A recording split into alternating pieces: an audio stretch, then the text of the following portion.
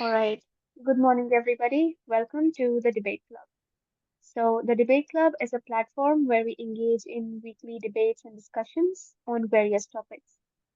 The topic for this week is philosophy, law, and sub-branches should be part of school curriculum. Agree or disagree? So, people who tend to agree with the stance are of the opinion that subjects like these and respective sub-branches promote critical thinking and problem-solving skills in students, which are very essential life skills, basically. And it promotes an ethical understanding of society and other general topics. So it also combines interdisciplinary skills so that students have a well-rounded development, as well as it promotes more informed citizenships, as a more informed spirit of citizenship in people. Whereas people who disagree on the same argue that there might be a curriculum overload due to which schools might face a budget strain, as well as there might be a lack of focus on core subjects that currently form the fundament of the fundamental core subjects that exist right now as a part of the curriculum. So people believe that inclusion of such subjects maybe would lead to a lack of focus on the core subjects. And some students might be disinterested in it, so there might be a learning disengagement. And there are critics who argue that subjects like these, in theory, have nothing to do with how these are applied practically. So, again, there might be a lack of relevance. So, with that context in place, we'll now be starting the session for this week. And people who wish to speak will have to use the reaction button to raise their hands. Thank you. Also, people remember to keep your eyes on the timer so you know when to stop. Keep your arguments within 5 minutes because that is the duration of the timer. Uh, all right. So I see Prince. Please go ahead. Yeah, thanks, Rose. So first of all, I am of the opinion that philosophy and other allied subjects should be added to the school curricula because first of all, one of the basic and first ideals of philosophy is dialectics. It deals with the idea of thesis, antithesis, and based on that, they come to a common understanding or a synthesis, as it's called in philosophy, about what is the correct idea or what is the correct theory that should be applied. So it actually develops a great communication ability into the students, not only the psychological part, but it also kind of equips them with good communication skills, and when done throughout their childhood days, it can be really helpful. Secondly, what I feel is the current school curricula is uh, very much focused on natural sciences and kind of ignores the actual relevance of social sciences.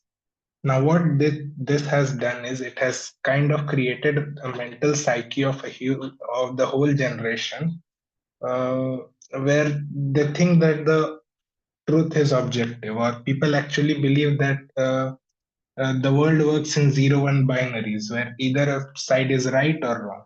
And we see this in the current context where people are trying to see that whether in Russia Ukraine war, Russia is right or Ukraine is right, and in Israel Gaza or Israel Lebanon war, people are trying to comprehend that who's in the wrong here, because that is what we are taught from the childhood, that one side has to be correct and the other side has to be wrong for science to move forward. But in the actual world, people have their own perspective, and based on that, no one is right or wrong in zero and binary, but rather it is a huge spectrum of decimal. Thirdly, philosophy, according to me,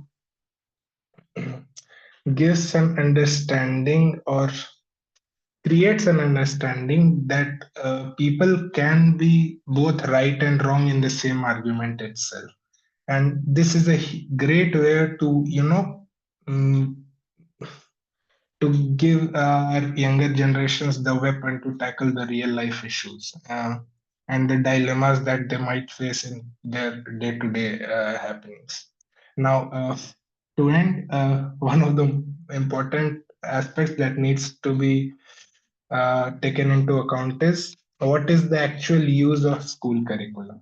If we have made school curricula to continuously manufacture clerks and the clerkial class, then the current education system is absolutely perfect for it because it teaches us not to question anything. It teaches us to be disciplined. It teaches us to, do the work that is assigned to them. But if we actually want to create a society of a well-educated and uh, uh, what, okay, I'll not use that. A well-educated and greatly learned people, then I think philosophy and the light subject should be kind of made a part of this whole curriculum. Yeah, Rose. Thank you so much, Prince. Great argument right there. Really insightful. Anybody else who wishes to speak next?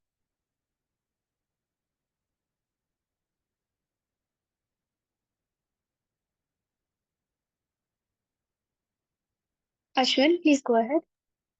Yeah. The reason why I propose this topic is because people need to know what is right and what is wrong in the first place in order to lead a life.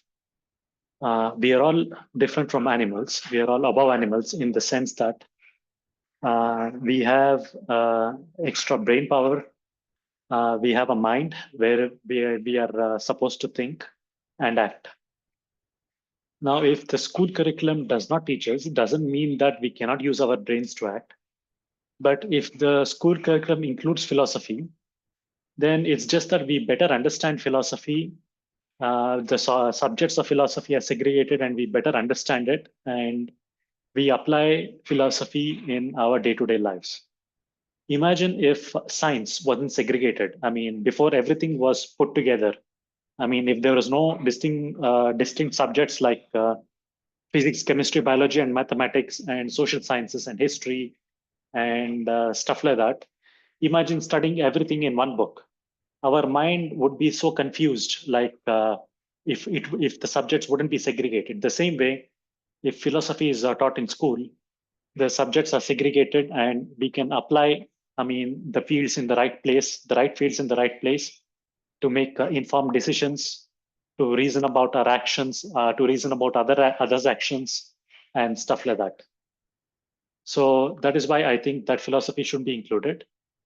Now, if the curriculum gets overloaded, we can might as well move this curriculum to, I would say, the curriculum in the holidays, I would say, where students have 1 or 2 months of holidays. It could be taught during this time and stuff like that. Okay, can I share my screen, please? Sure, Ashwin.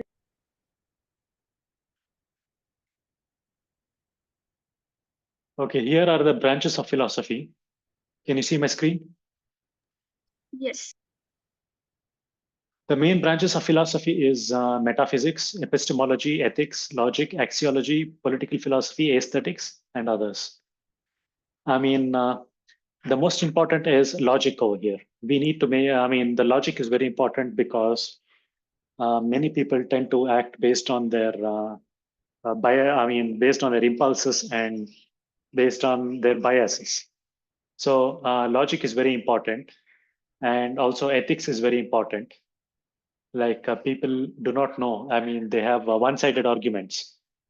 Basically, I mean, they don't think in an ethical way. They just want to dominate over others. And if psychology is also included, like if people are aware that they could be dominating over others, they are not reasonable, then that would be very helpful, I would say. So these are some of the most important subjects of philosophy.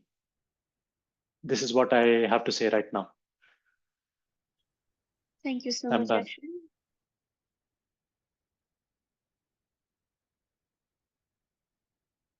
I see Jyotiraditya. Please go ahead. Hello, my name is Jyotiraditya, and I am actually for the argument that yes, we need philosophy and the other sub branches in our school curriculum or college maybe, but I am not I think there is no complete truth in it, because I don't think so that it should be um allowed. It should be taught from certain. I think I am in for the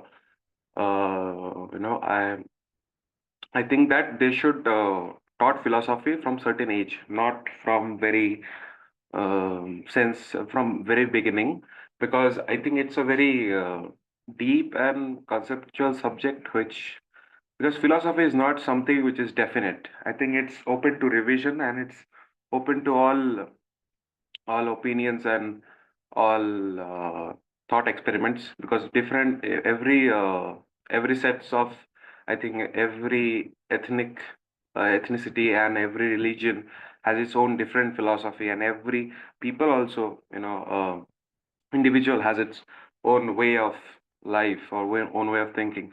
So I think so, because there are many sorts of philosophies. I think I can list some of them, like hedonism. There are consequentialist, some are deontologist. Well, and I don't think so that people know what this called. I mean, people have them in their nature by default, or maybe people tend to think like this differently. Some people are consequentialist, like say you can see the industrialist, right? Every businessman, they don't value the rights, or they don't value the personal space of a human being, which doesn't brings them any result, or uh, which doesn't relate with their motives or something. Always they think about the result and all that. So I think, and deontologists, on the other hand, they think that okay, people's rights are more, means individual holds more value than um the masses. So I think, yeah, so these are different types of mindset, or I think thinking, right? The thinking. So it might contrast, it might confuse the reader, it might confuse the people who are learning first time. Maybe maybe they're trying to make philosophy, because philosophy is not a subject which give you a proper path of life. It is not a subject to give you a definite direction, but to brainstorm you with different scenarios so that you can tackle any situation very calculatively. I think so that helps me in my own way only. That after I learned, or I'm still learning, uh, I'm able to solve my day-to-day problems or any difficulties very calculatively, uh, with the approach that what could be done in this case, and what concepts is, can I apply over here, which I have read. So I think, uh, and I also think that this subject is not for the masses, not for many, not for all. I think it's very, you know, for very limited people. I think limited in the sense that people who are truly interested in this subject, they should go forward. Just like people sitting over here, like joining in the meeting, they are self-interested, in this philosophy subject, not someone pressurize them to. So I think, yeah, it's not for everyone. I think it's not for the masses. But they should, integrate that in the school curriculum so that people has the choice to pick. They should not enforce this into um this to all, because it's a very complex. I think normal people will not be able to handle normal people, because people wants to believe in something, right? People wants a single definitive idea to live on, or hope to live on. That's why you manipulate masses, right? You have to sell them one idea, you have to sell them one thing. People don't want complex things in their life. People don't want to think multiple parameters or complex things in their life. They just want a single definitive idea. Okay, this tell me this, and I will live through all of my life. Just like religion, religion sells this type of philosophy. Every religion has this different sets of philosophies which people believe in. And I think, yeah, thank you. Thank you, Jyotiraditya.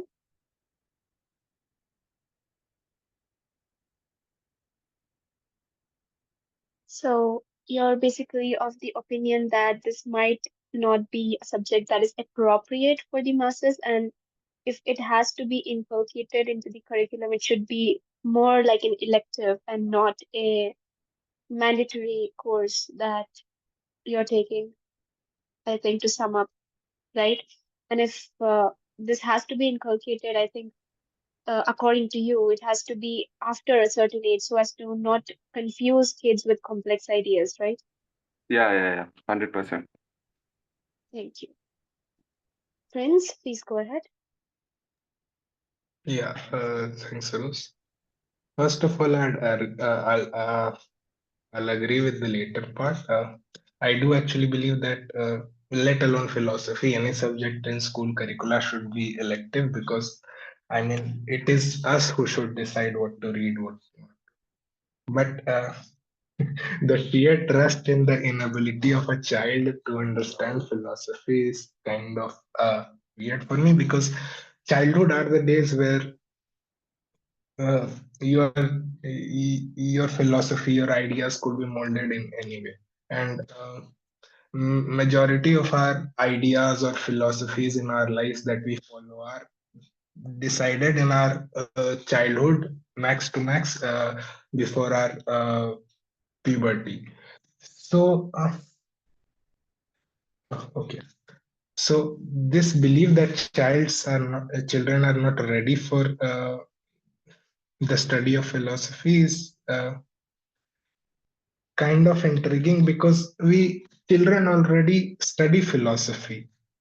They are reading philosophy. Of course, the ways are different. They are studying philosophy through stories, Panchtantra stories, or other moral science classes, stories we take. And I remember in my school, it was Dharma Siksha classes, which was more or less a glorified moral science lesson. So these things do shape your philosophy and the way of thinking in life.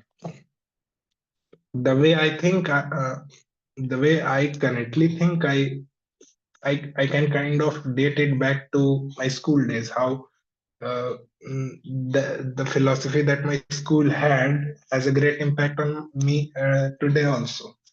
So it is kind of weird to say that philosophy is not for the masses because the greatest show of philosophy is aimed at the greater masses. The greatest show of philosophy is religion. It is to teach you what to do, what not to do, what out to do, and that is kind of aimed at masses. Even though the mass follow it properly or not is kind of debatable, but uh, the majority of masses do study philosophy and follow it as well. Yes. Thank you so much, Prince. Suryansh, please go ahead. Hey, thanks, Rose. And I would say wonderful points by everybody so far. So most of the points I think have been covered, but I'll just share my perspective. So I definitely agree to the fact that we should be teaching philosophy to, starting from school. Because if you think about it, philosophy is quite wide, right? Right from critical thinking to problem solving, reasoning, some of the things that were mentioned in the doc also. We are essentially like, what is philosophy? Philosophy, in a way, is the ability to think independently and operate in the world rather than just following some rules that have been enforced via religion or via otherwise, right? So definitely there is a strong reason to kind of teach philosophy. Now the question is, the way I think about it is, if you think ethics, right? So morality, ethics, then some of these things have to be kind of taught from the beginning, and the teaching may not always be very theoretical in that way, because you can't necessarily give a lesson to a 5-year old or 7-year old. That is where fables and those things come about.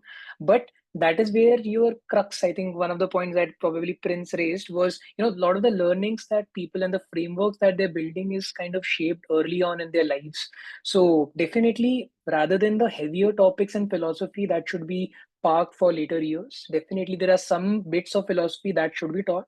A case in point that comes to my mind is, for example, Japan, right? So many of us would have seen videos of Japanese kids who they're known to kind of really be culturally, very close to the Japanese culture of be it respect or having those ethics, and even smaller things like when we kind of argue that Indians don't have a civic sense and you see a lot of garbage being littered on the roads, right? Same Indians, if they are in, let's say, a Singapore, might be kind of very cautious about the surroundings, right? So the way, and you see it all the time. Like I see it, I'm seeing in front of the car, in front of me in the next car, like the kid in the car is throwing the trash outside in the road, and parents are not bothered about it, right? So all of these things have to be in a way inculcated from the beginning.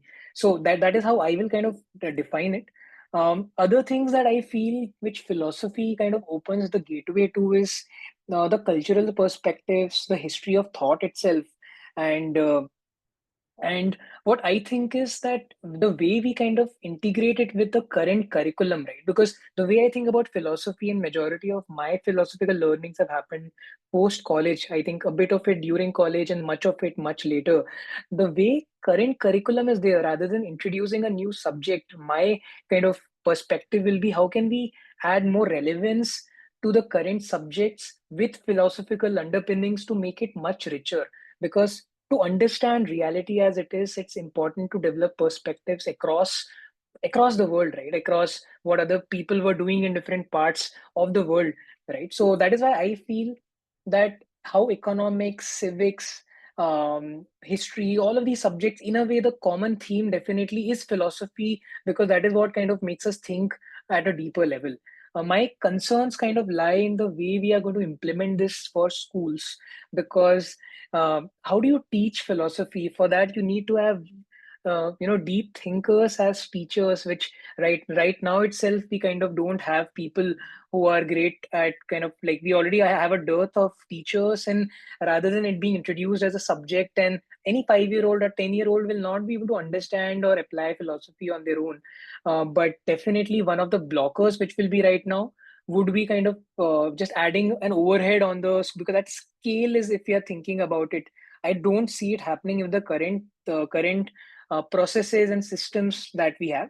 And one more thing that comes to my mind is often there are subjects within philosophy that can be of interesting debate, but many times people just go and learn some perspectives and then they're just philosophizing about life, and let's say they are spending years to just figure out the meaning of life, and kind of very far away from the practical realities and practical problems that need to be solved. So I'm a strong proponent of the fact that theoretical philosophy, or so as to say, when you are just thinking about topics which are good in a metaphysical condition but not really adding value practically to the world, that is what needs to be really prioritized. And that is how the way we kind of integrate philosophy into Indian curriculum should be in a way shaped. Thanks. Thank you, Suryansh. That was a very practical take on it, and I completely agree with the stance that you have currently. So thank you. Next up will be Sandeep. Please go ahead. Yeah.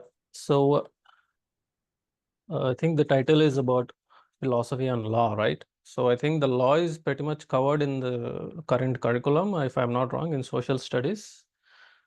And before talking about philosophy, I would like to touch upon the points that made by previous speakers already. See, even before considering that philosophy be a part of curriculum, we have to ask ourselves the question that we had a discussion last time as well about the AI in education system, right? The same points are valid here as well. Is the curriculum itself is good enough? The way we implement curriculum, is good enough for to be able to add more varieties to it? The first point is, and the second thing is philosophy is like, is if I have to if I have to make a solid comparison, let's say if I take physics and philosophy, there are thermodynamics laws, there are Newton's laws, but when it comes to philosophy, whose philosophy are we teaching?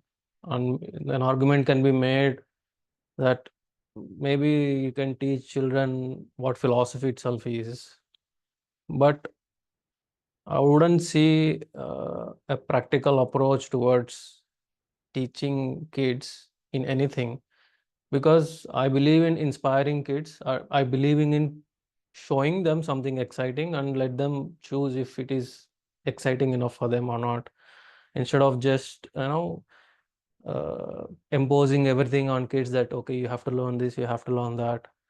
So will they if the philosophy is for masses or not, it is debatable, but I wouldn't be getting into that. But everybody can choose. Someone wouldn't even realize that they are good at handling life, but they wouldn't even realize what philosophy they are following. So it doesn't mean that they are not good at understanding the philosophical nature of the life itself. So I fundamentally think human beings are philosophical by themselves, even if somebody doesn't come and teach them, or everybody have that capacity to learn. And I do agree that if some emphasis is made at certain level, maybe that could help accelerate their understanding. But if I have to give some example, you look at the stars and you wonder, and philosophy comes out of you naturally, right? I'm not sure if someone's, let's say, if I have to say Greek philosophy, Indian philosophy, there are like you know m- I can go about infinite types of philosophies of different cultures, backgrounds, and people, books.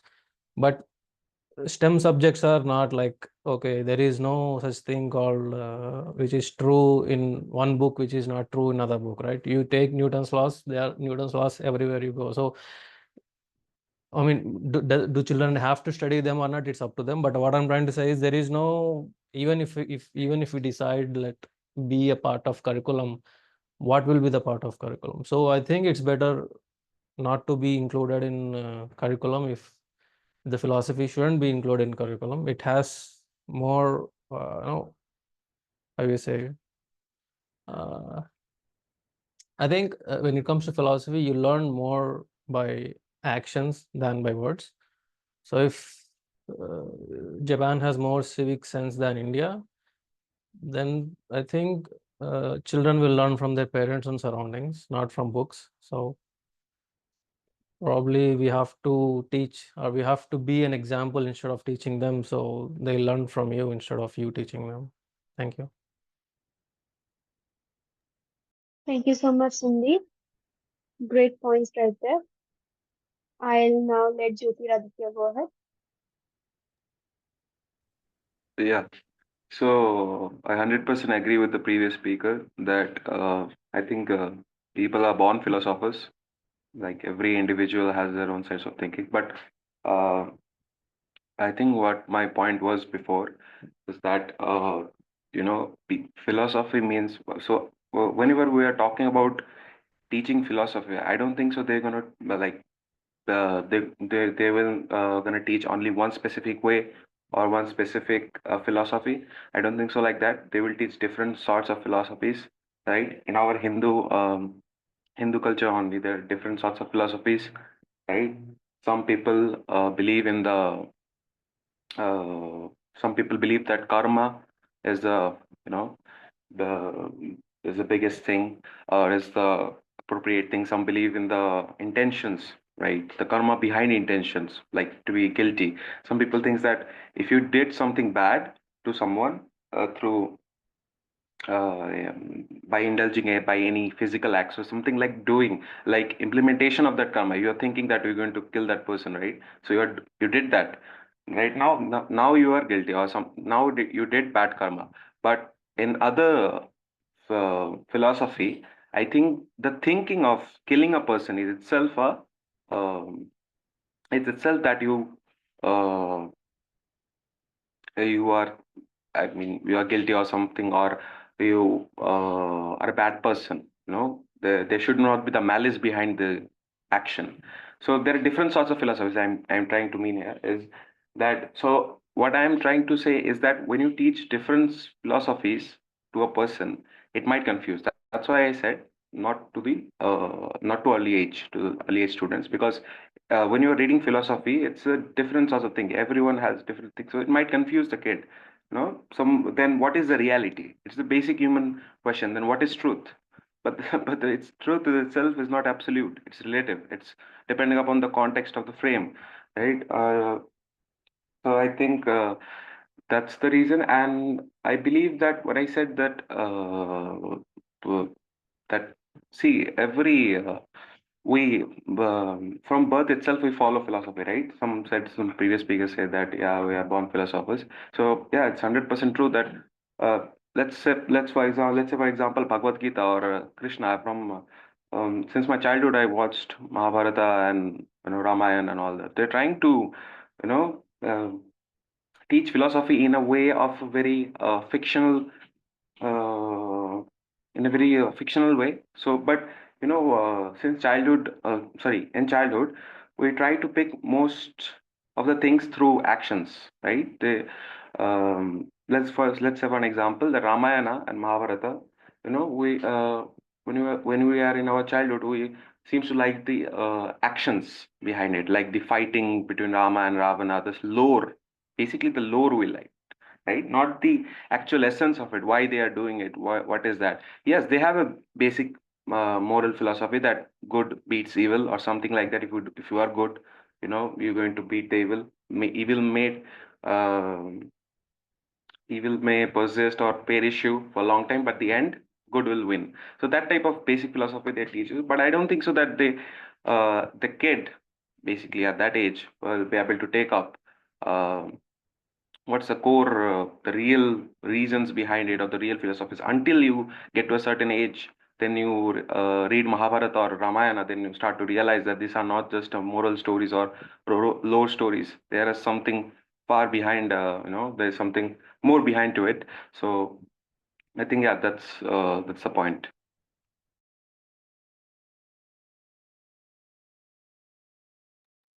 Thank you, Jyotiraditya. Ashwin, please go ahead. Yeah, first of all, I would like to point out that the previous two speakers, they are only confined to ethics and religion, as in philosophy. Generally, when the word philosophy comes up for most of the people, only ethics and religion comes up in their mind. As I pointed out when I first spoke, and I also have pointed out in the chat, philosophy is also about epistemology, that is knowledge and truth, logic, and political philosophy as well, other than metaphysics and axiology. So logic is universal. It's if you are in the field of ethics and religion, you have Hindu philosophy, you have Chinese, you have different European philosophies, and so on. But when it comes to logic, there is only one and only one logic, I would say. There are different kinds of logic, but they all point out to one single thing, just like mathematics. It's a very objective thing. So that is not a part of the curriculum as of now. It's only a part of the curriculum if you that I studied in the field of artificial intelligence. That is, I studied only a few branches of logic, I would say, and also knowledge itself, knowledge and how to acquire knowledge and stuff like that, and also political philosophy, like why should we surrender our power to somebody else? Does it make sense? How should we be governed? What is socialism? What is the opposite of socialism? What are the effects? And so on. I mean, I believe none of those are taught in school right now. And when it comes to law, I think some of the basics of the law are not taught in the school right now. For example, if I would ask you a question, can somebody park their car in front of my compound, not in front of my gate, but just beside my compound? I mean, even I don't know the answer, actually. Some people say yes, and some people say no. I mean, people, they simply do not know even the basic law, actually. I've seen my own neighbors fight over these simple things like parking and putting their stuff on the road, like construction material and stuff like that. They don't know the rules, actually, basically. So, I mean, when the word philosophy comes up, please include all the branches of philosophy, I would say, to all the speakers here. That's it for now. Thank you, Ashwin. Prince, please go ahead. Yeah, thanks, Rose. First of all, I'll agree with Suryansh when he said that the pedagogy needs to be kept in mind. Of course, the traditionalist view of teaching is not going to work when we are talking of a social science subject such as philosophy. Now, someone said human beings are inherently philosophical. Now, we need to understand that philosophy is not about postulating ideas while looking at stars. If human beings are inherently philosophical, then why are dialectics and dialogue absent in the current society today? If human beings were inherently philosophical, then there would have been no need of this debate club. Additionally, philosophy is about knowing dialectics and its importance, and knowing other philosophies, whether it be Buddhism, Jainism, Shakdarshan, Advaita, philosophies of Arya Samaj, Charvak, deontology, or political philosophies. Even though I believe Buddhism is kind of a political philosophy, but yeah. So these kind of philosophies needs to be undertaken in this quote unquote curricula that we are going to hopefully get to, because only after the understanding of these kind of ideologies, what do these stand for, and what are the limitations of these ideas, can a human being understand that to what extent can his ideology go. I do understand that many people in this current world, let's say, are hedonists, but they don't really realize that they are hedonist and they are living their own lives. But if they are made aware of the fact that the personality type that you have is called hedonism, and these are the ideas, these are its limitations, then I think he will be much at peace while making its own decisions, and he or she would kind of know the limitations or the arguments both in favor and against it. Now, additionally, it was said that philosophy is not like STEM subjects, which are always right no matter the book. STEM subjects are not always right.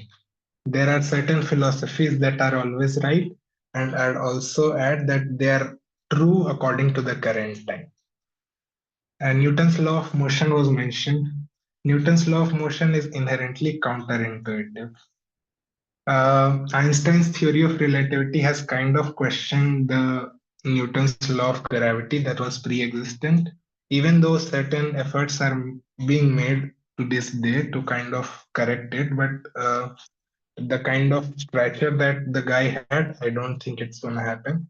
And if the theory of relativity is stated to be true, then NLM is not going to stand a chance, because you can't have Newton's laws of motion and a theory of relativity standing at the same time, where both of those are just, it will be ironical. Uh, Additionally, I don't remember who said it, but there was a thing said that while studying the lores of, let's say, Ramayana, Mahabharata, or the ideas of Buddha, students do like those stories, but in most of the cases are not aware of the deep philosophical teachings that those ideas do, rather than the surface level teachings of truth being always righteous and virtuous. But subconsciously, I do believe that we do inculcate those ideas, because if we look at the let's say, if you look at the children of people who are following Jainism, then you can see that those people usually don't like violence. They even try to avoid, even killing of an ant, because of the stories that they were told that violence is wrong, and they kind of live by that idea throughout their lives. And to end, can someone park in front of your road or in front of your gate? No, they can't. It's public nuisance. If a case is to be made, then you guys will win. Go ahead. Yeah, Rose. Thank you so much, Prince. Anybody else would like to go ahead? I would like to go ahead. Yeah, Yes, somebody please. somebody said that I mean, there should be a minimum age threshold for philosophy to be taught.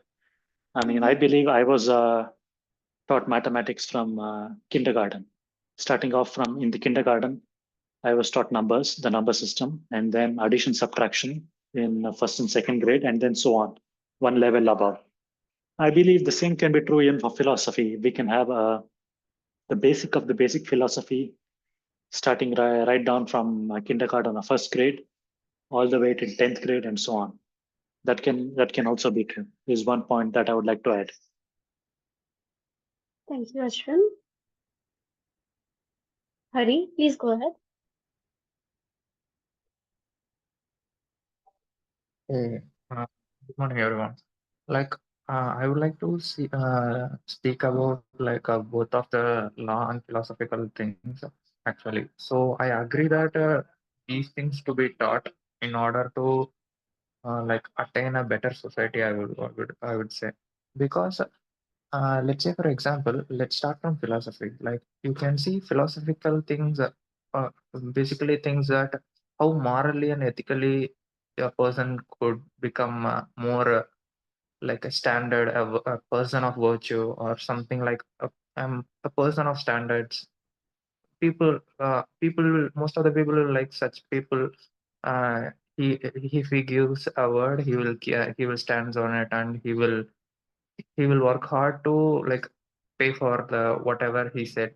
So those kind of real world things will be uh, like real world scenarios a person can be when he was taught to be that you have to ethically and morally you have to be a good valued person.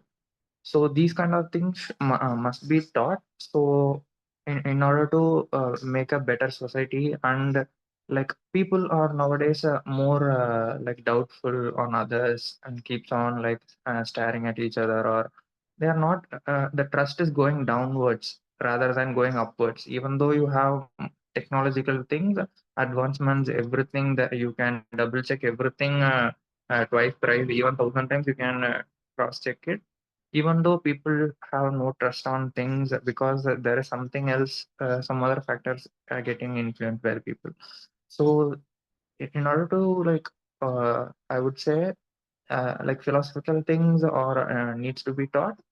Based on that, you have to be a like a good valued person. I already saw these kind of things in moral science. Like there is a subject in like till fifth or sixth grade. uh, yes, but those lessons are not taught as if it is to be taught. It is just like a story thing they are giving, but it should be taught how a physics or chemistry is being taught. So that's how I would see that in a philosophical thing. In terms of legal matters and law related things, I would say yes. Like there must be a strict subject or something like that till sixth or seventh, whatever it is. Like even 10th, I would be glad. Okay. So people, let's say for example, if a person is affected by some kind of legal issue or something like that, the person have no idea to what to go for next. Okay, let's say for example, if he was struck by some kind of things. Okay, he got some issue with their neighbor, or some kind of family relationship, like agreements to split something, their wealth or something like that. They want to go and search for a lawyer or some kind of persons in order to. They have no clue until they are finding the people. They have no idea. Let's say for example, if the person is going on the road, like somebody is violating, the person might hit by somebody else. There will be some kind of conversation will be going, and he doesn't know how legally to take actions on the other person to make sure that he's claiming or getting what he needs to get. The justice on his side should be fulfilled, but most of the times it doesn't happen because he does actually the person doesn't know what to do. So these kind of things, the legal implementation should be considered as a serious thing, because that's how his life is going to be. Okay. Even you're teaching like physics, chemistry, everything, the mathematics, everything. These things apply only when you are going into core areas or something like that. So in order to lead a good life, people must be like taught fundamentals of them. So these are all the things the person should strictly to be known, and also they are to be well trained, and they have to be like uh, in order to like take care of themselves. Even something is going wrong or they are unemployed or whatever it is, they should know what the next thing to be. So yes, that's how I see. And also these kind of things to be I would not say like you can restrict only for fifth or sixth grade. You can go beyond that as well. That will be a good point. And I think my time is up.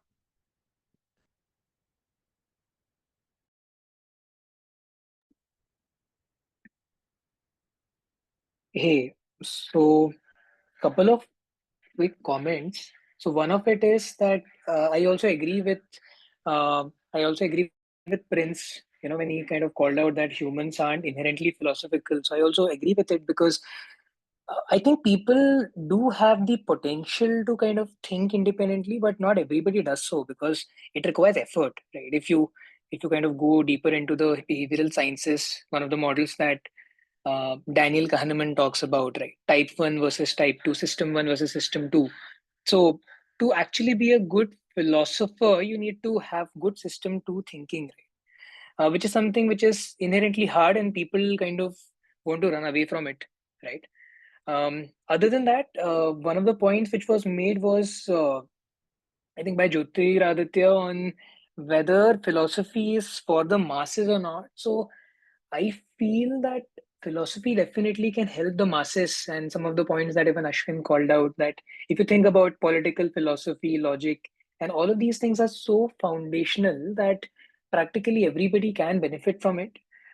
Maybe not in the traditional sense of teaching them, but I don't agree that philosophy is not for the masses, right? Maybe some strands of philosophy, if we are, let's say, looking at existentialism versus absurdism and all that, probably it will not be really important for everybody to understand the nuances of it. But in a broader scheme, philosophy kind of touches much wider spectrum. One of the callouts that I want to make is, if you think about logic, right? So logic definitely sits inside philosophy, and it is quite foundational to many of our sciences, be it pure sciences like maths and maths and biology, and even if it is other sciences, social sciences, including economics, be it computer science, etc., etc. But logic is important to kind of start understanding a lot of these other subjects. But logic in its own entirety, without marrying it with empiricism, is something that is dangerous, because what it leads to is kind of the Dunning-Kruger effect of thinking that it is working in a systematic fashion because of your logic, will mean that it works in reality also. The example that I want to cite here is, let's say, astrology, right? um, Astrology is very logical, right? There can be some of the people who, even in the group also, who can agree to astrology. It's based on logic, but it doesn't make it the reality of how things work, at least not from a scientific perspective, right? So where I would kind of what suggest is, logic is important, but marrying it with critical thinking, with empiricism, and kind of developing the scientific mindset, not necessarily as pure sciences being itself like a religion. That is not what something I believe in, but developing that scientific temperament is something that is kind of important, which marries with some of the foundational principles within philosophy. And on the practical approach of bringing it back into school, a couple of thoughts that I have is, and many people correctly kind of pointed out that if we can integrate into our curriculum, some of the things I was thinking is, rather than making it in a subject manner, if let's say we break down some of the most important skills that we all need, and that kind of is useful being an adult, right? One of it, for example, is Socratic reasoning, when you're asking questions and you kind of don't believe everything that you know of. And this type of thinking is something that can really be promoted within school, and where people can learn. some of the other things can be how do you really build resilience, right? And I'm not really calling out stress management in a way, because I think a lot of the stressors do come in probably in teenager, etc., etc. But many of the philosophies, whether they kind of stem from Bhagavad Gita or whether they come from Western philosophy like Stoicism, I definitely feel rather than, so it should be application oriented, some parts of philosophy, especially for kids, because that is where they will see the beauty of how they can apply it, and the theory probably can be parked for later years. And one more point on the connected note, in my school we used to even have yoga classes, right? But hardly we ever had yoga philosophy, right? So some of the subjects which we already have, how can we uh, bridge the theoretical part to kind of make it more comprehensive, is where I will kind of suggest we should move forward with. Thanks.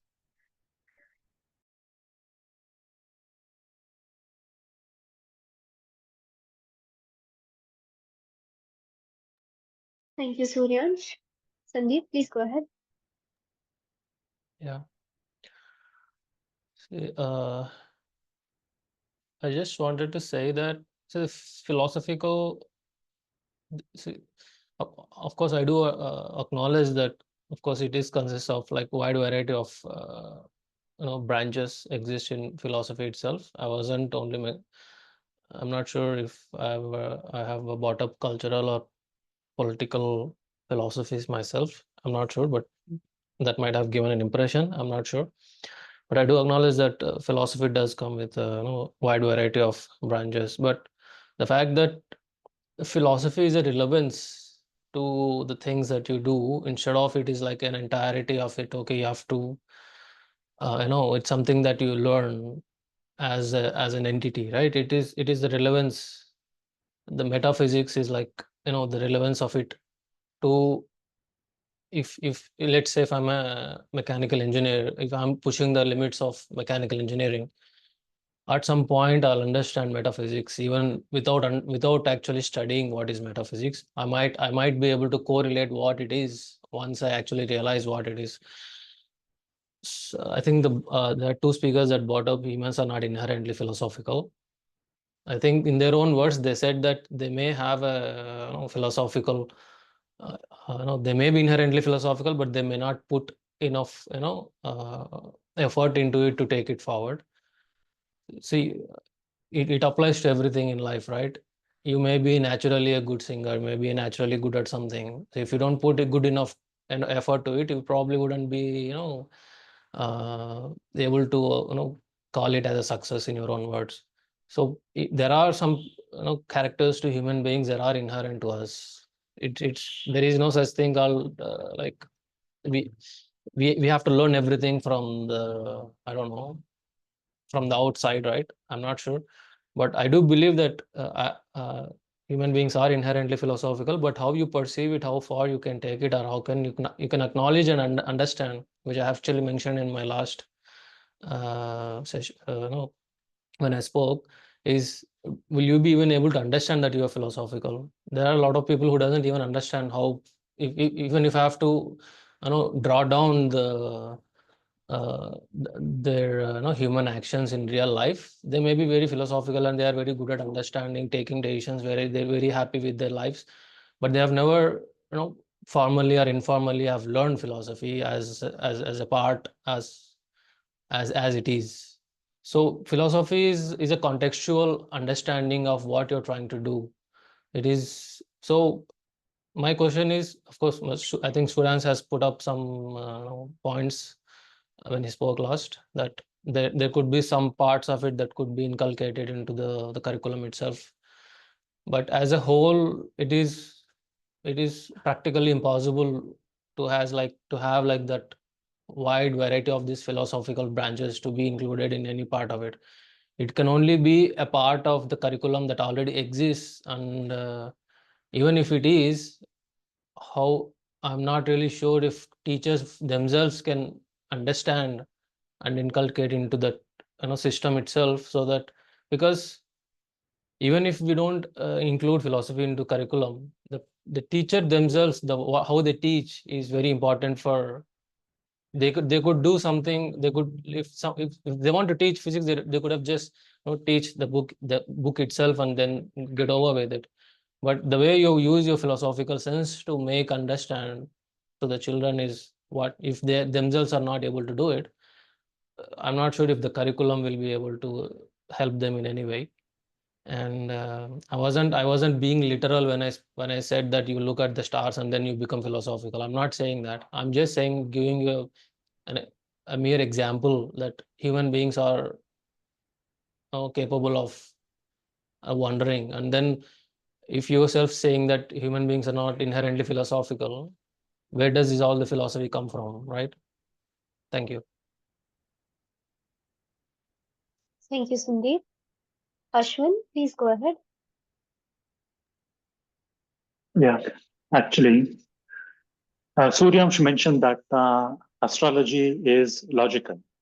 I would counter that saying, to saying that astrology is not logical. It's just observing the stars, and there is a so-called mapping, I would say, or maybe a historical data, or maybe not even that. Actually, modern astrology is purely based on beliefs that our ancestors had, and it is based on the beliefs that we draw conclusions and we compare it to our real lives. I believe there is not even historical data to prove that people corresponding to some set of stars have so and so future or whatever. And even if there is so, that is not related to logic, it is related to statistics. Statistics and logic are two different subjects. Statistics is a field of mathematics and logic is different. That's what I had to say. Thank you. Thank you, Ashwin. Suryan, please go ahead. Yeah, so Ashwin, to my point, what I was trying to say from the astrology example was that it's a system. So what is logic, right? So if it kind of go deeper into logic, we have inductive logic, we have deductive logic, right? Astrology as a field will have some parts of its systems which can be based on, that if this is how kind of like if stars are evolving around the sun in this format, then this is how it will be, right? So there are some interpretations that will kind of logically come out from the deductive logic sense, but it may not have any scientific kind of a relevance, right? And astrologers may interpret it in different manners because of numbers, etc., that can be separate. But first, any deductive logic, right? If you have three statements, statement one is this, statement two is this, that means statement three will be this. This kind of is where I was coming from a deductive logic, because a lot of things can be logical, but if you kind of believe that this assumption is true, and then you make hypothesis of XYZ and ABC, then it will kind of by rules of logic, the third statement will kind of come to. So that is where I was kind of coming from. Do you want to respond to that, Ashwin? Yeah, I would like to say that. I mean, I have the definition of this thing over here. Deductive reasoning is the process of drawing valid inferences, and inference means, I mean, if A is true, A then B means if A is true, then B has to be true. But I don't see that in the case of astrology. Like if I am born in the whatever, if my zodiac sign is Pisces, then something bad will definitely happen to me or something like that. I mean, if there is a so-called implication, then it is called as an inference. I mean, there is also something called as statistical inference, meaning it can be to 80% of the time or 60% of the time or whatever. I mean, deductive reasoning, I do not know if it includes statistical inferences, but the Google definition doesn't say so. Yeah. Thanks, Ashwin. Prince, please go ahead. Yeah, I don't actually believe that much in astrology, but I heard someone say this, and I am just quoting that person to set the context here. First of all, the people who do believe in astrology, they think that astrology is a science. Secondly, Sudhanshu Trivedi said that it all works on the ideas of the law of gravitation. That, quoting the same example, that we all know that the phenomena of high tide and low tide happens due to the gravitational pull of moon. So, if the human body is made of 70 to 75% water, then according to him, don't you think that the moon's gravitational pull and the certain rotation and revolution is going to play a kind of a role in the way human mind thinks and human mind goes about throughout, its understanding? Another example he said in another discourse was uh, that this the people who do actually follow astrology, they follow the ideas of math and statistics to kind of deduct that what astrological changes are happening in the universe and what are going to be impacts on the human. Now, this is my belief how they come to this conclusion that whenever you're born, all the real astrological calculations are based on when you were born.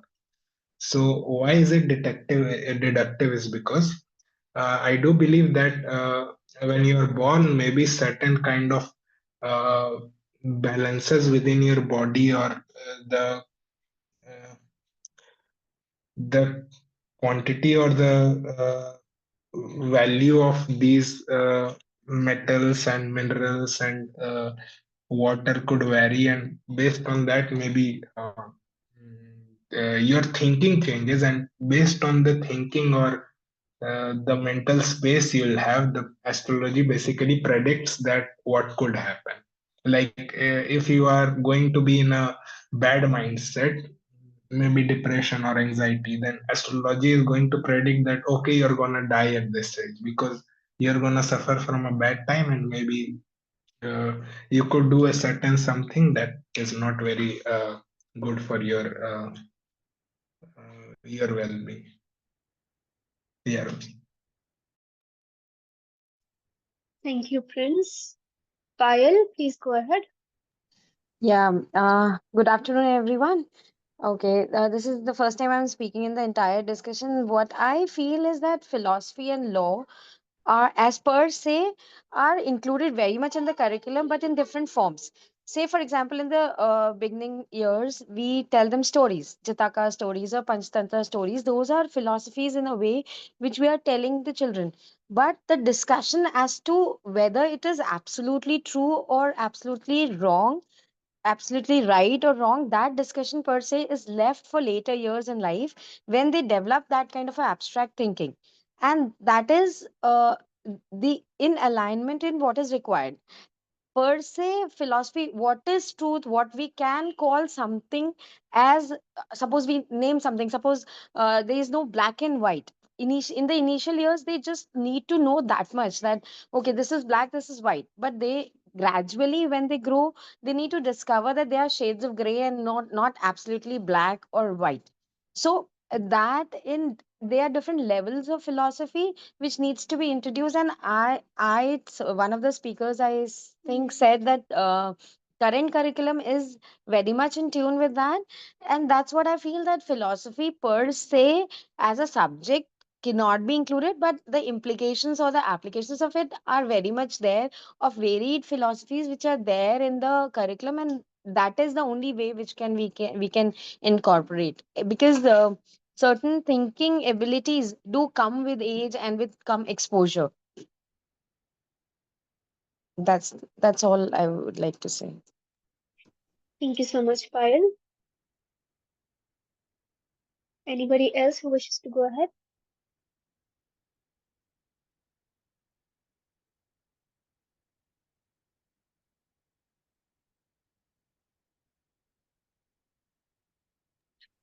Yeah, I would like to just add something to the previous speaker, what she said. Yes, of course, the stories we tell children and they learn from the morality of the stories and all, of course, it does exist.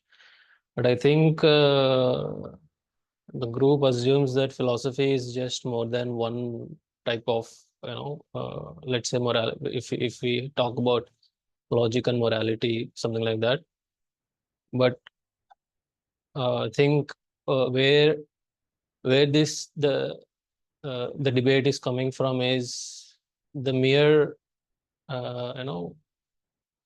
lack of acknowledging that philosophy should be a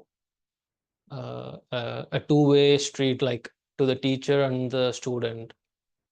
People are learning philosophy without even acknowledging, of course, without even acknowledging that it is a part of it.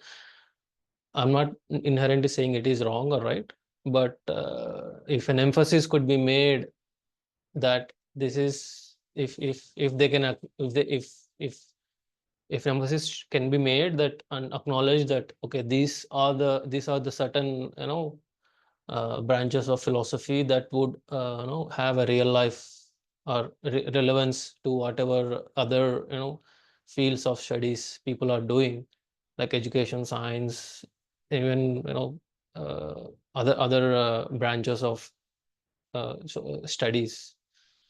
It could be more beneficial in as a whole. So that's, I think that is what the debate is about, I guess. Thank you. Thank you, Sandeep.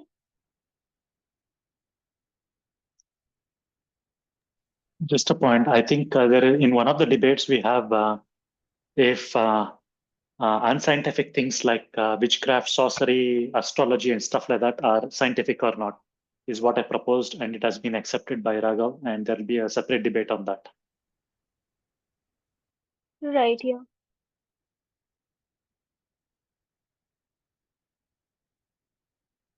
So it's about 12:30. If anybody wants to make a concluding statement, you're free to do so. Please remember to raise your hand. And we'll now be moving into the unmoderated session. So, anybody who wishes to make a concluding statement? Yes, Ashwin. So all of us agree on the fact that philosophy has to be included in the school curriculum. I guess all of us agreed on that, right? It's only More people or less. had. What is the difference of opinion here? I didn't understand among people.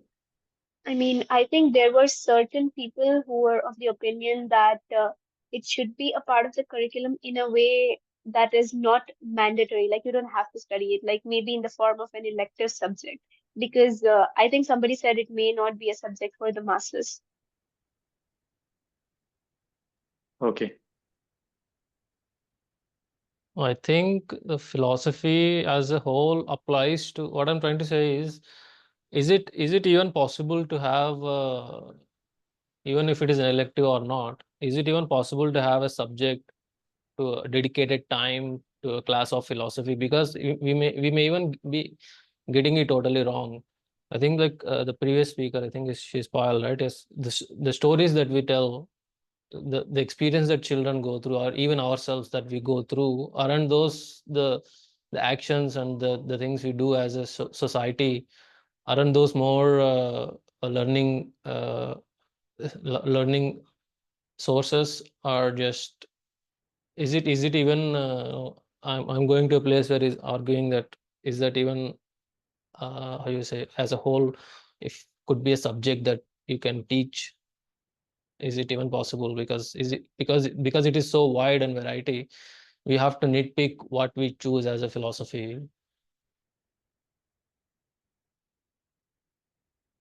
Right. I see Prince. Please go ahead. Yeah. First of all, the idea of the requirement of philosophy as a subject is coming because I guess people are not able to see what are the actual benefits that we are going to get out of it. Firstly, it could be very well influential and useful for us to kind of make sure that the ideas of secularism is well inherited in our children. When we teach them the ideas of Hinduism, Islam, Buddhism, Jainism from a very young age, then first of all, they'll not be hostile towards the other religion or the other sect of practices. Secondly, they'll understand the places that they are coming from and they'll grow kind of sense. It will act as a sensitization issue, so that they don't speak on the subjects that are hurtful towards the other community, whether it be any of those. Secondly, this I'll also agree with Sandeep that philosophy is a wide subject and we have to nitpick what we are going to teach. Well, that is what the whole CBSE or NCERT is about.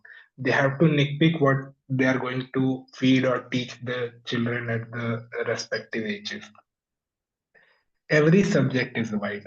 We don't go and teach the ideas of calculus or the ideas of differential equations to the children of first standard. We kind of feed them what they can digest, and with time they grow acclimatized to what the whole subject is dealing with. I mean, there are still research going on for each and every subject, so every subject is wide. And kind of to conclude, philosophy should be made a part of curricula because it is going to kind of help us realize the actual potential of the human mind. It is surely evident, even if we look in the field of political science, when behavioral revolution came and kind of changed the whole subject and discipline, showing that not natural science is not the only thing that is required for human development, but the other social part is also required, which deals with the human psyche, so that human beings can evolve not only materialistically but spiritually as well. Yeah, Rose. Thank you so much, Prince. Suryansh, please go ahead. Yes, I agree with both Ashwin and Prince on kind of introducing philosophy from school, but the way we do it via some exercises, via some, I don't know, workshops practically, where it's a fun kind of a thing that people are doing. So rather than it being like a formal subject, that is something which I'm personally also not sure of, but in some ways, it should definitely be integrated in the school curriculum itself. Just one side point that Prince made on, when some of the philosophies, especially if they are religious philosophies that are kind of taught from the early childhood, I'm not very sure of whether it necessarily kind of improves the sensitization of the people, of the kids with other religions, because it can pan out either ways. Just depends upon the kind of culture in which they are kind of being brought along. But yeah, so that is one point I don't uh, agree with.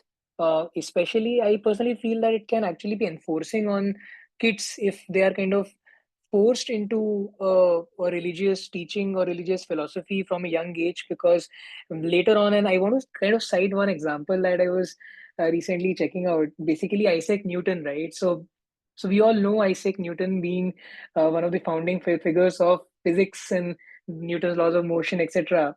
Now, basically, when he kind of created the Newton's laws of motion, during that time, and all the papers that he kind of wrote, or his rough notes which were there throughout his life, they were getting sold in London, I think a couple of years after his death. And that is where economist John Maynard Keynes kind of got hold of the notes. And what he found out was that bulk of his notes were a mixture of alchemy and Bible, because one of the biggest problems that Newton was trying to solve in his entire life was kind of figure out how alchemy really works out. And that time we did not have the scientific temperament to understand whether alchemy can happen or not. And he was convinced that alchemy will work, and alchemy's solution and alchemy's answers are kind of hidden in the Bible, right? And we kind of think of Isaac Newton as first of the rationalists, but he was actually last of the magicians. So on that note, I just want to call out that the upbringing that we have, and if you read more about the life of Newton, right, he was kind of coming out of the previous world in a way and entering into the new scientific world. And when Galileo kind of died, that is the same year when Newton was born, and he kind of lived this life in a state of kind of this transition, and a lot of kind of cognitive dissonance is the word I will want to call out.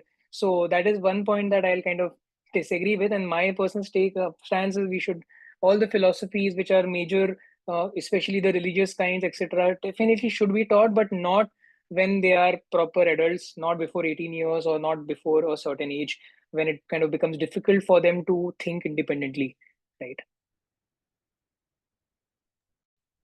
Thank you, Suryansh. So we'll now be moving into the unmoderated session. So general instructions are that this will be more of a discussion than a debate, and you guys are not required anymore to raise your hands. So just remember to not cut each other off and be respectful. Thank you. Can I start off? Sure. I would like to ask all of you a question. I mean, let's take all the subjects like pure sciences like physics, chemistry, biology, and social sciences, mathematics, and languages. I mean, where would you rate philosophy in terms of importance if they were to be introduced as a part of the school curriculum? I mean, this is a general question to everyone. Thank you.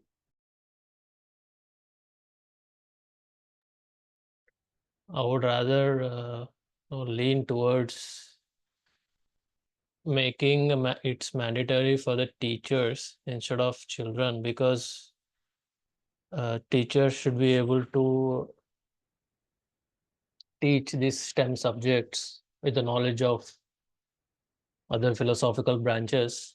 So the very application of philosophy is transformed in a way that children are, what I'm trying to say is maybe philosophy can be more useful towards on the teacher's side than maybe on children's, directly putting towards the children, because when it comes to curriculum, we have a tendency to follow it blindly and think that okay, we have to accept what it is. It is not true, but again, if if if if that very logic contradicts with what philosophy itself is, so maybe it's, you have to put it through the side of teaching instead of directly putting into the curriculum for the children in the schools. I didn't understand you. What do you mean by teaching instead of putting into curriculum? What I'm trying to say is, if let's say if a physics teacher should have the requirement for a physics teachers that they need to have some, let's say, metaphysics. They should have some kind of understanding, or maybe they have an advanced understanding of metaphysics. They can teach metaphysics through the STEM subjects. I mean, it's not like you teach metaphysics through universal laws of physics, but when you put it in the real world and try to push your understanding of physics, you're apparently going to question the way the metaphysics will, you try to question the reality itself, right? That's what I'm trying to say. I understand where Sandeep is coming from, and to the question Ashwin asked, Yeah, there I is know no what he import. asked. Yeah, but I'm Yeah, not directly answering that. What I'm trying to say is, yeah, of I'm course. just trying to debate if it is even the right way to do it. Yeah. Yeah, true. So, adding to what Sandeep said, the importance depends upon the time, and I do truly believe it that in third world countries where it is hard for people to earn a livelihood, the STEM subjects are definitely going to take a front seat, because those are the subjects that's gonna make you a buttload of money. But when you are well fed, when you are kind of not worried about your day-to-day expenses, then the post-Socratic mind kicks in, and then the subjects like philosophy, logic, ethics, they kind of play a greater role into your life. Yeah, Prince. Here is the thing. I mean, we had a previous session. I mean, we had a debate saying childbirth should be regulated. I mean, that was one of the subjects that I raised. I mean, people are not even taught that if they have more children, they have more mouths to feed. But they think that they can have a better source of income by employing their children, something like that. I mean, if they're not understanding the problems of this world, if they're not understanding what is right and what is wrong, what is the purpose of life itself, right? I mean, they're just having a living. I mean, they're just worsening the society. They're just worsening this world. That's what I said. I mean, basically, people should have an understanding of what is right and what is wrong, what their actions are causing, what are the implications of their actions, I would say, and what is it leading to. Yeah, that is a very important aspect, I would say.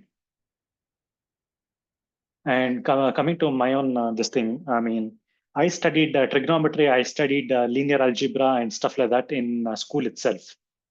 I mean, that is not necessary if you go into social science or if you study law or if you study biology or what. Maybe if you study biology, it's necessary. I don't know. But I mean, it's not very much necessary. So I would say philosophy, it would be a better fit than complicated mathematics and physics, I would say. Yeah.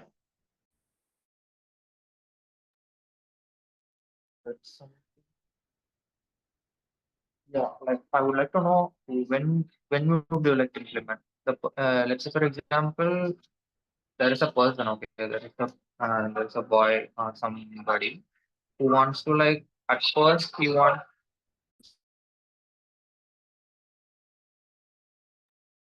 You're on mute, Hari. You're on mute. Oh, okay. I'm sorry, can you repeat? So yeah, so what I mean is that there is a boy. Okay, he doesn't at first he wanted to go like in one field. Okay, let's say for example he likes physics during that time, and you are giving only those kind of things like those kind of physics related subjects to him, and you are training him. Then you are making it too focused on one thing, and you are making his world so shorter. Okay, at later point, even though he wanted to switch between other careers also, there is no room for it. He was strictly forced to go with the field that he was whatever he preferred that in the previous. Okay. What the current systems are doing is that it is most of the things was were generalized. Okay, you will be more specific when you are moving from schools to colleges. That's what that is about. So in terms of philosophical things, what I would say is that yes, there is room for giving a philosophical input. So let's say for example people are like in today's world the innovations are very less, like inventions are very less compared to what in 18th and 19th century the industrial revolution those things were happening, right? So people are uh, narrow down their people are forced to narrow down, so in order to like use the product that is currently available, and they are not they are basically the thinking was too narrow. Only few people are thinking, and they are becoming later on times they are becoming richer and rich people. Okay, so in order to bring up more brainstorming and to enhance and give a free mind to people, philosophy will be a very good choice of giving to them, because they don't want to sit on their mobile phones are like not even it is just showing them what they don't want in their life. Just you keep on like swiping and typing something. Those things are not going to help to the society in any ways. They want to come up with some kind of ideas. They want to implement it. There should be some kind of struggles to be taken to in order to like come up with something more advanced in a near future than it is taking 10 to 15 years. That's what I see in here. Okay.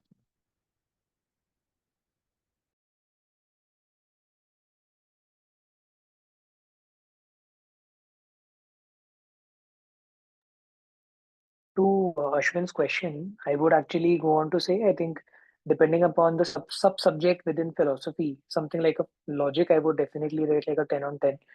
For other subjects which are kind of more niche, I'll probably have a lower rating, 3 on 10, 5 on 10, etc. So definitely some part should be there, which I'll rate higher. Yeah, exactly. So I would repeat, I would say that, I mean, in 10th grade, I studied subjects like complex trigonometry and algebra, and in chemistry, I studied subjects like the equations of in chemistry, how to make a soap. I mean, what are the chemicals used in soap? Why is that necessary for me? I mean, I do not want that level of knowledge. I mean, just basic chemistry would be enough for me. I mean, the same time I could have spent on subjects like philosophy and law and mental health and diet and stuff like that. Those things are never taught in school, actually, is what I would say.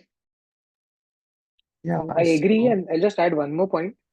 For example, within philosophy itself, we have critical reasoning, and for example, the very aspect of being able to put forward your points across the critical reasoning, debating, persuasive communication is a far more important skill compared to the examples that you gave of complex differential equations and whatnot that we have solved in 10th or 11th, 12th.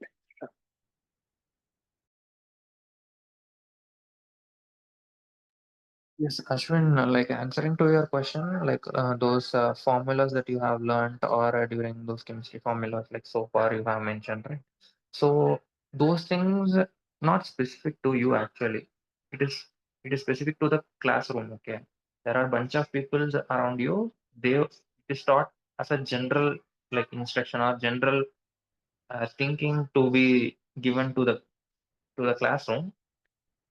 If it is not useful for you, it will be useful for somebody else who wanted to go into the stream of chemistry and they wanted to come up with as a chemist or later at point time. Okay, so that's what I see. Okay, it is not if you want to, let's say for example, if you want only the like what you have some kind of core subjects that you want to learn, then you have to be given a separate classroom for yourself alone to in order to learn or teach or somebody else.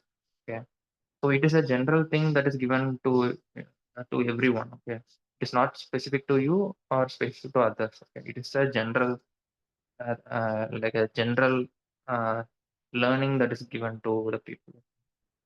That's I all. understand, Hari, but the whole point is, I mean, why is making soap? I mean, the very complicated equations of making soap. It was taught in 10th grade. I mean, I bet maybe there would be only one chemical engineer in my class who would use it in his later point in life. Then the question would arise, why wasn't subatomic physics taught in 10th grade then? That question can also be asked, right? I mean, that level of detail is not needed in 10th grade. The same time can be used in philosophy, which everybody will use in their lifetime, is my entire point. The soap equations only maybe one person will use in his lifetime out of 40 people. But I mean, philosophy, it will be applicable to all the 40 people, is my entire point. That is what I'm saying. No, And I'm saying no, you soap might. shouldn't be taught because it is taking up time. We have limited amount of time in 10th grade, I mean, to study stuff. So we can remove some things and add something. If that is the case, then removing the complicated equations of soap and complicated maths and stuff like that would be a better choice to add philosophy, I would say. Yeah. Uh, why we need to like remove? I don't have any point there. In my Because I said you have limited amount of time, right? If you have limited resources, you need to remove something to add something. If you have a basket, the basket is full, you need to remove something from the basket to add something else. That is my whole point. If you want to study both, it is your choice. Nobody is preventing you from studying something at home. No, in my point of view, I could surely say that whatever equations that we saw in our 10th grade books are very basic. Okay, I would say it is not even close to what a real chemist in his basic levels would see. Okay, so what they are trying to give you the idea is that if the people can understand these like a industrial level very beginner level equations, later point of time it these complex equations that gives you even mathematics, right? You have linear algebra, you have vectors, you have everything. Okay, now this vector thing, this vector thing is now ruling the whole IT industry right now. Okay, I don't want to mention what it is happening there. Okay, but I would like to tell one point over there is that if these equations, let's say for example, only this particular topic of equations, if the person or a 10th grade boy can understand in later point of his time, when he developing something, he can understand more complex equations and he can derive more equations. Based on that, a scientific revolution might happen. Okay, if you are not giving at a right point, these equations are not taught in right time, then what is the use? Later point of time, even if he wanted to learn in his college days, that's not used because he is not exposed to these kind of equations at his earlier stages. Okay, I think that at the 10th grade level, it is correct that they are giving that kind of complex equations. Okay, so life cannot be simple anymore. I would say. Okay, things are becoming complex, and even there are more discoveries and inventions to be happened. So yeah, it is a mandatory, or it should be something like that. So you will see some kind of future cures and future disease cures and future invention that can make people's life better, or some problems might be solved. Many fields, okay, like waste management or anything. These kind of things, these kind of chemical formulas are must. Okay, in order to do that, young children to be taught these kind. They have to get exposed to these. That's what I'm a whole point is about. Okay. Yeah, I understand your point. See, if you have one thing, you cannot do something else. That is what I also said. But do you think sacrificing philosophy itself is worth studying a complicated equations in chemistry? Was my whole point. And also, by the way, we have 2 months of holidays, right? I mean, 1 to 2 months of holidays, summer holidays. I mean, these extra curriculum activities can be pushed to those months actually. People need not even physically come to school. You can have online classes right now. Online classes for these extra subjects like mental health, philosophy, and 14 things that I have mentioned in the chat. I mean, that can also be true. We can also study both. What you said makes sense. I mean, studying complicated equations makes sense.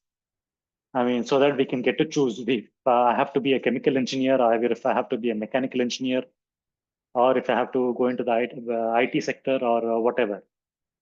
What you said also makes sense, but philosophy is used by each and every person in this world, is my entire point.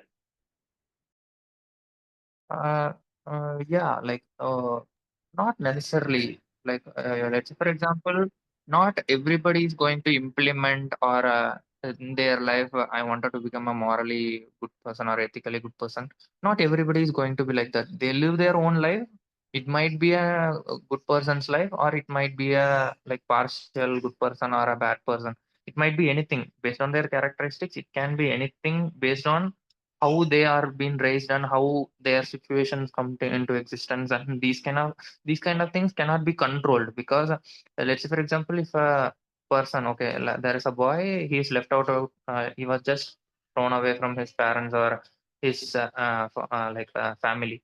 So you cannot go on keep on saying that you have to be physically. He doesn't have a choice. Okay, at that point he want to live something, he want to make something for him. He might choose a wrong way or he might choose a right way. At that point, what kind of people around him will will become. Okay, there is a philosophy can be so ideally for a society.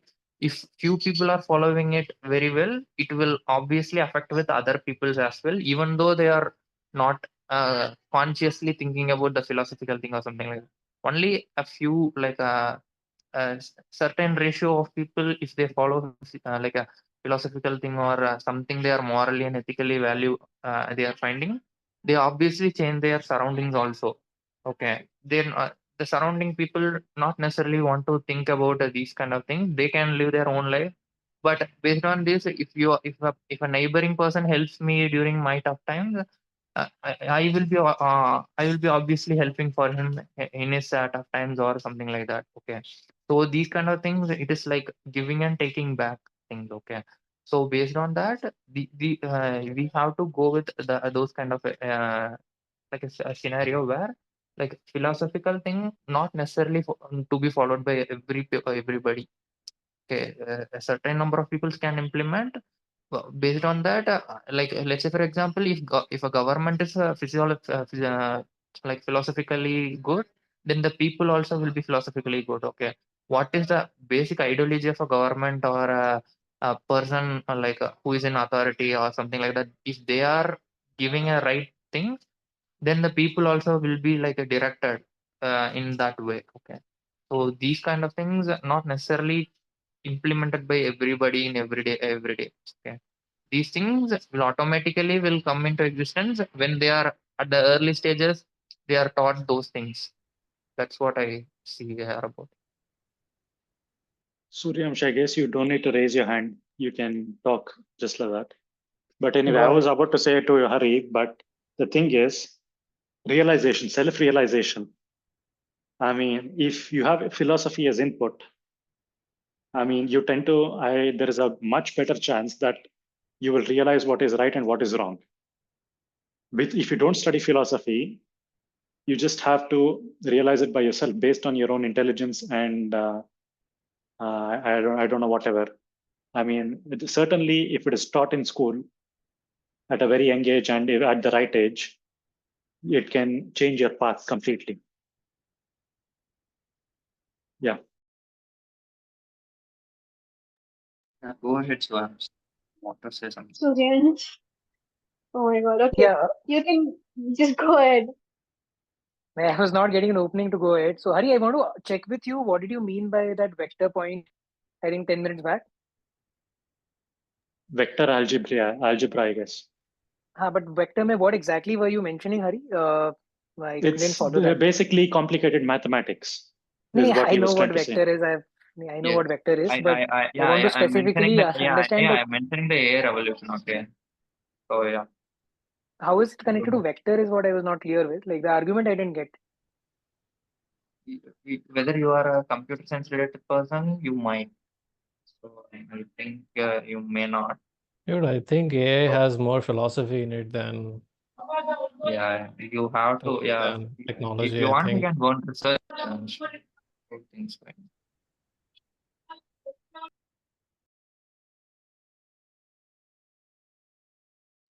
So, to answer Ashwin's question,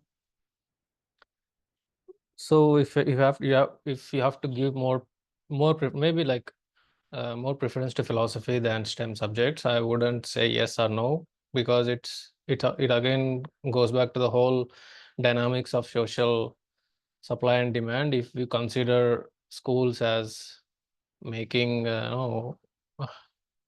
making jobs for the future for the children, but if you consider education as an education, not a training, the education system itself is flawed, and the way segregating children by age and teaching them everything by teaching them the same thing itself is flawed. So if someone, again, you have to make it a little generalized in early stages, and then recognize every child, and then you might give them options to choose, or you might be able to choose for them if possible, if they need more inclination towards philosophy, and then they go into something that they would be happy about it.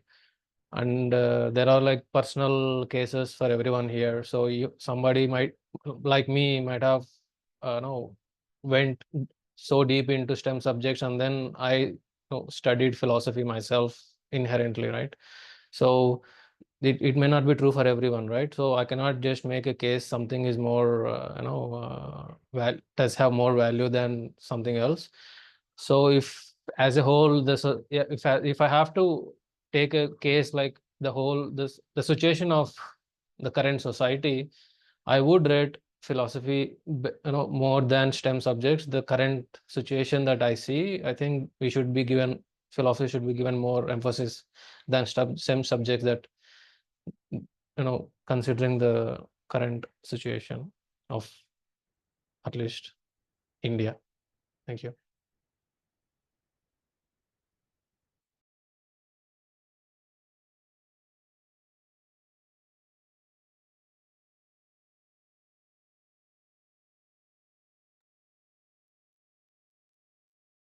Yeah, Rose, are you there? Yes, Ashwin. I guess we're concluding pretty much.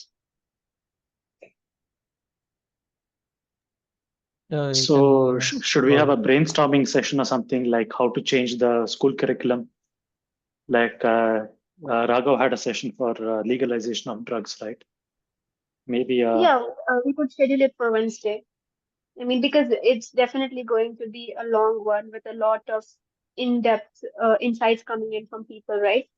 So, yeah, I guess we have to finish all the 14 subjects first, and then choose on which subjects should be included no. in. Okay, wait. Oh, you mean the list you sent? Yeah. Right. We could do that, like in the brainstorming session itself. I mean, since we had this debate today, like we could schedule the session this Wednesday, right? No, So there it's could Rose, be I one think session for all 14 subjects, like how to change the school curriculum itself to no. include other subjects could be no, itself one Guys, session. let me all 14 in one session. no, Yeah, let something me like make that. it clear. The brainstorming session lasts for 4 weeks, and we had a the drug brainstorming session last month, and we had a third session for employment, and then the next session will also be regarding employment. After the fourth week, then only we will choose another topic, depending. I'm not sure how Raghav chooses it. So once we choose it, then it has 4 more weeks to brainstorm. So that is how it works. Right. So like right now, what topic are you guys on? We are on how to solve unemployment in India. That Rose, How is, many sessions I guess has this it shouldn't gone go into through the right now? recording. Can you stop the recording, please? All right. So let's wind up the session for this topic, right? All right. Great session, guys. Thank you. No, stop the recording only, and Yeah, we'll one stay on second, the one call. second.